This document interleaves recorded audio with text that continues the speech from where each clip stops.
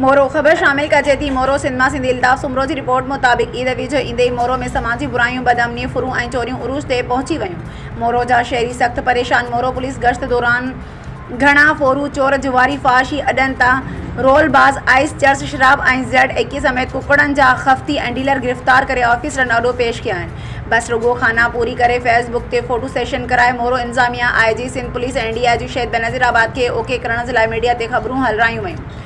मोरो में सरेआम मंशात फ़रोश जा अड्डा ऐं फाशी अड्डा सरेआम हली रहिया आहिनि ऐं मंशात विकिरो थी रही आहे। मोरो जो नौजवान नस्ल तेज़ी सां तबाह ऐं बर्बाद थी रहियो आहे। छा मोरो पुलिस खे ख़बर न आहे त मोरो शहर में छा थी रहियो आहे? हथ वठी मोरो शहर जे नौजवाननि खे तबाह ऐं बर्बाद कयो पियो वञे। नौजवान पंहिंजी आदत खां मजबूर थी करे नंढियूं वॾियूं चोरियूं करण लॻा आहिनि, जंहिं सबबु मोरो शहर में बदअमनी चोट चढ़ी वई आहे। मोरो जे नौजवाननि जे वालिदेननि ऐं शहरनि IG सिंध पुलिस, DIG शहीद बेनज़ीराबाद ऐं ॿियनि वसवारनि इदारनि समेत हिसास इदारनि खे अपील कई त फ़ौरन मोरो शहर मां समाजी बुराइयूं बंदि कराए नौजवाननि खे समाजी बुराइयुनि मां बचायो वञे।